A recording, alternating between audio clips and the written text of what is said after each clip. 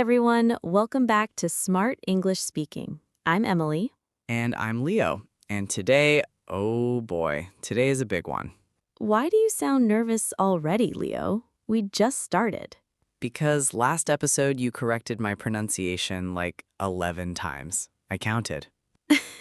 It was for a good cause. You kept saying comfortable instead of comfortable. It has an or in it. Why isn't it comfortable? Welcome to English, my friend. Nothing makes sense, and yet, here we are. This is why learners get frustrated. I feel their pain personally now. That's actually perfect because today's episode is all about natural, everyday English, the kind you use with friends, at coffee shops, on the phone, at work, and just living your life. No robotic textbook phrases today. Finally, I'm so tired of how do you do, good sir. Nobody talks like that. Nobody. Not even the Queen. Well, not anymore, obviously. Too soon? Way too soon. Anyway, listeners, if you're new here, this podcast is designed to help you speak like a real native speaker. We'll go through real conversations, natural expressions, pronunciation tips, and yes, some of Leo's daily struggles with the English language. Hey, I resent that. A little. You should resent it because it's true. Let's start simple. Every single day, millions of English speakers ask each other one question that literally has 10 different answers, and none of them are the actual truth. You mean, how are you?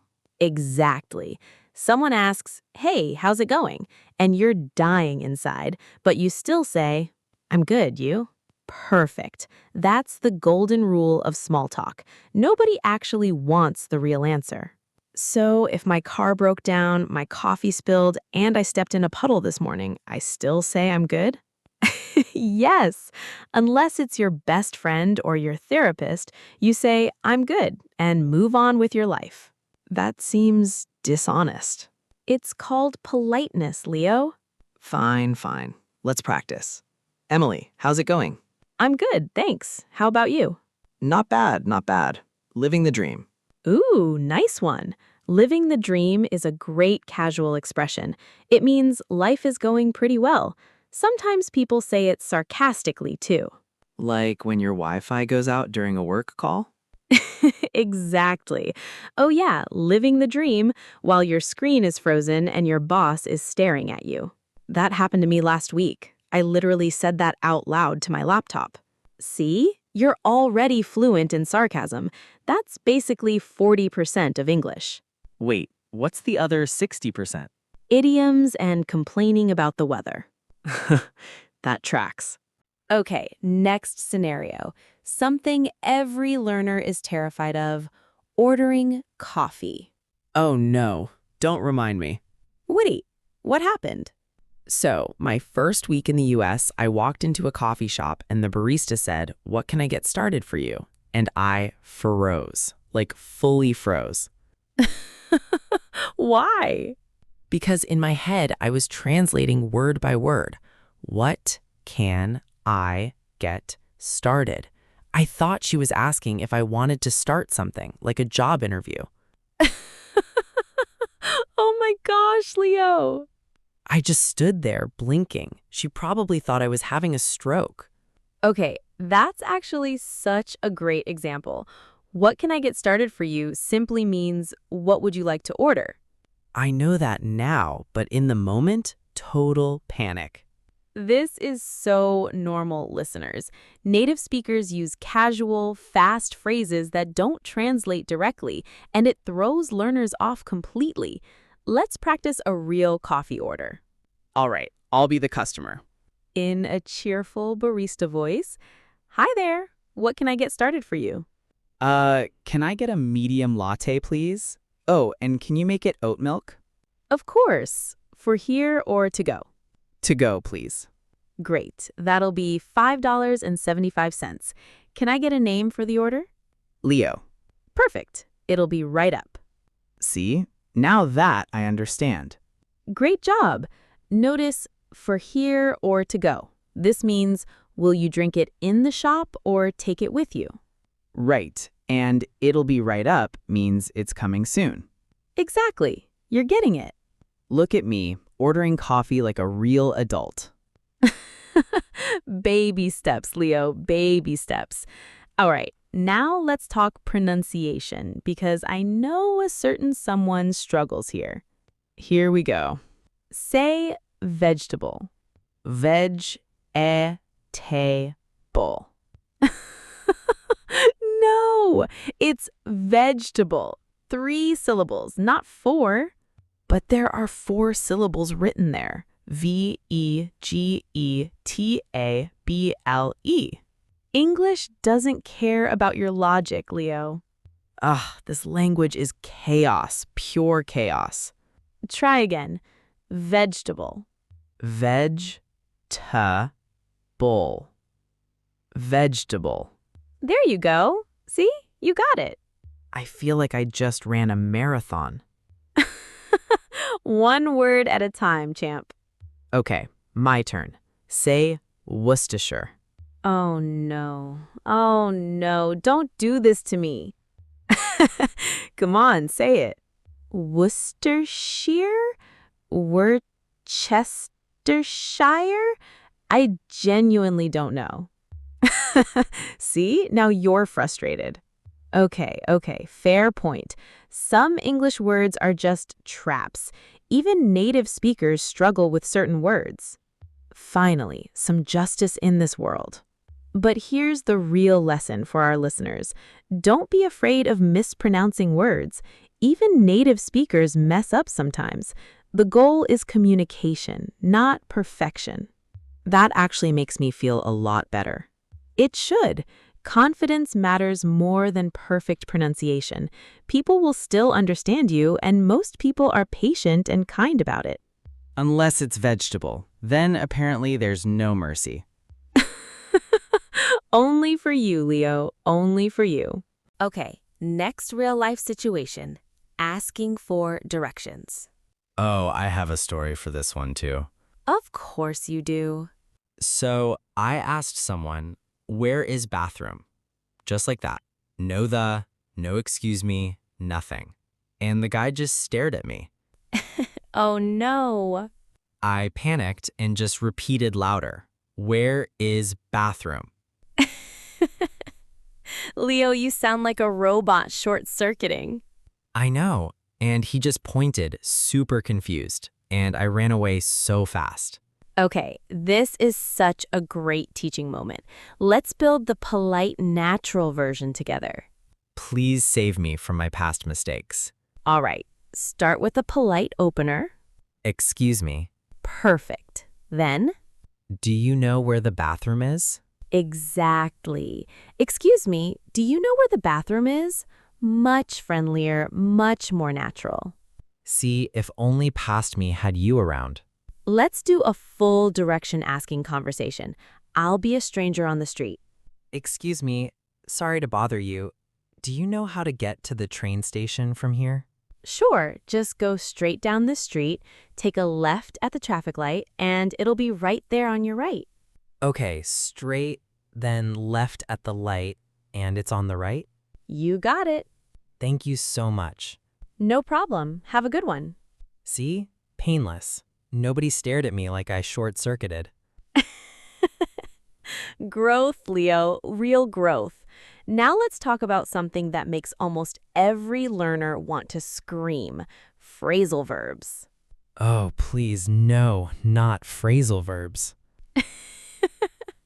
What's wrong?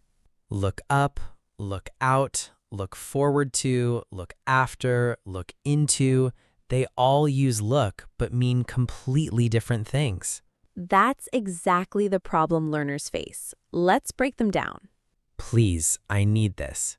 All right. Look up means to search for information. I looked up the address online. Okay, that one I know. Look out is a warning, like, look out, a car is coming. Got it. That one saved my life once, actually. Wait, really? Yeah, someone yelled, "Look out," and I jumped back right before a bike hit me.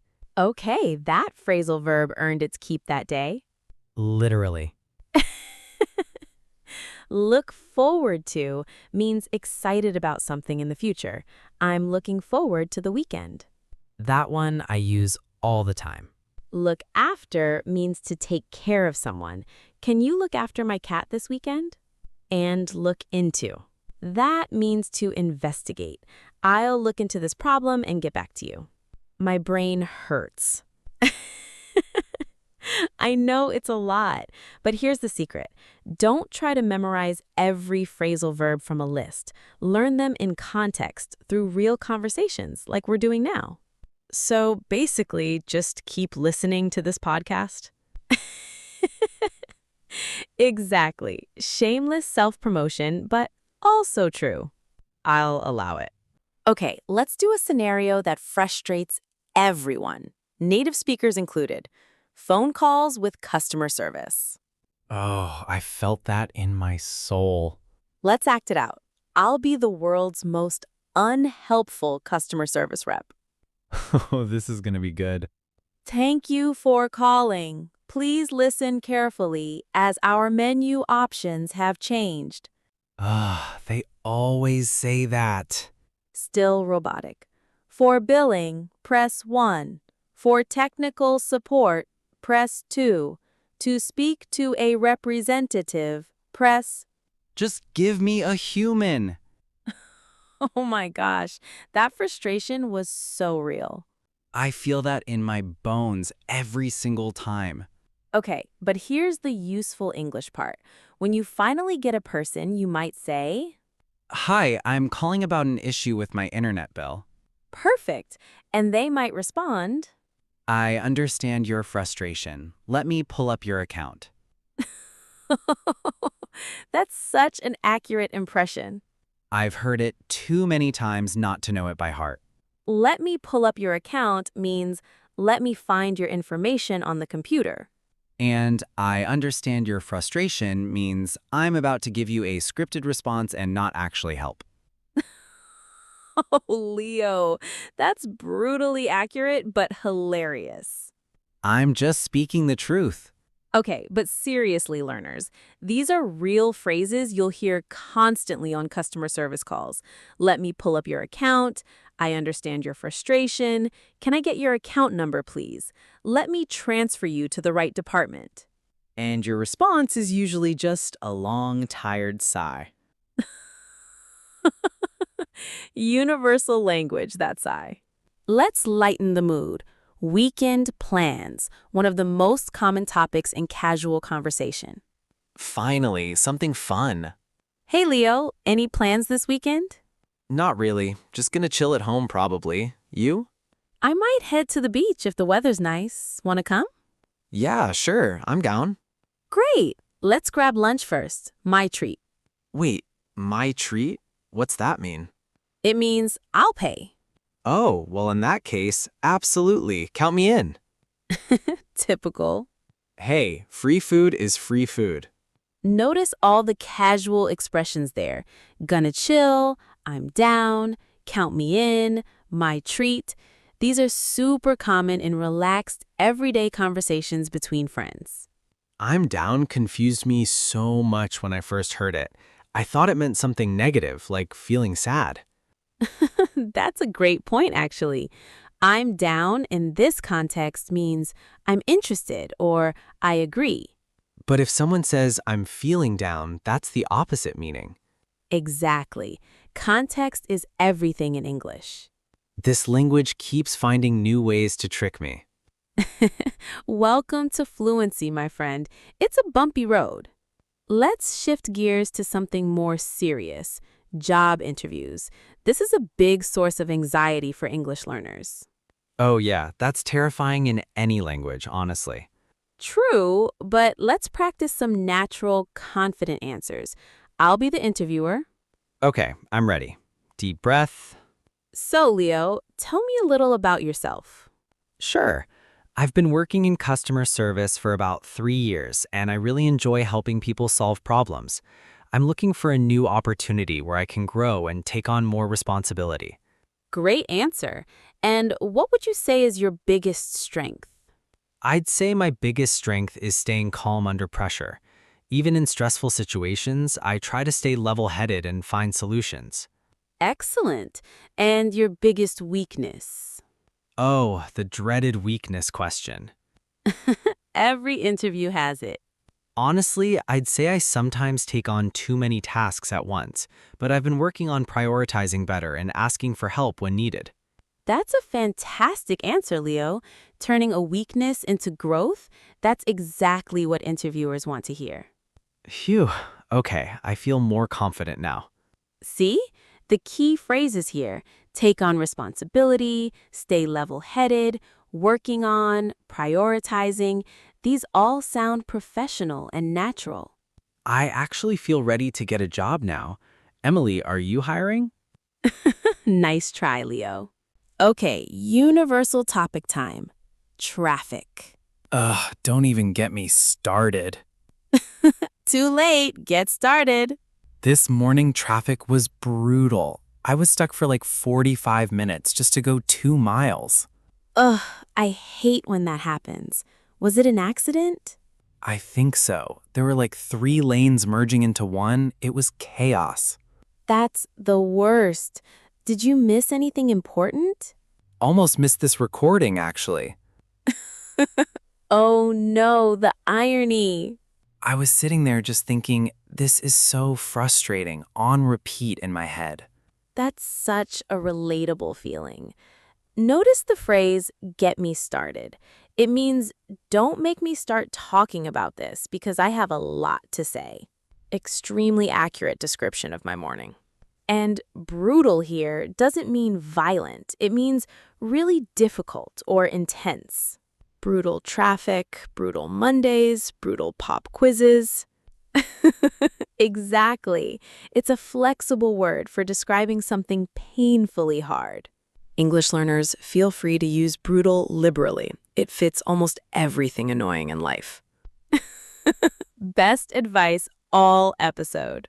All right, we've covered a lot today. Small talk, coffee orders, pronunciation struggles, directions, phrasal verbs, phone calls, weekend plans, job interviews, and traffic complaints. My brain is full, but in a good way. That's the goal. Real English, real situations, real emotions, including frustration and laughter. Speaking of frustration, I'm still upset about vegetable. You'll get there, Leo. Vegetable. Vegetable. See, I remembered. Look at you. Growth. For our listeners struggling out there, trust me, if I can improve, anyone can. That's such an important message. Making mistakes is part of learning. Native speakers make mistakes too. What matters is practicing, staying consistent, and not giving up when things feel frustrating. And laughing about it along the way. Absolutely. Confidence matters more than perfection.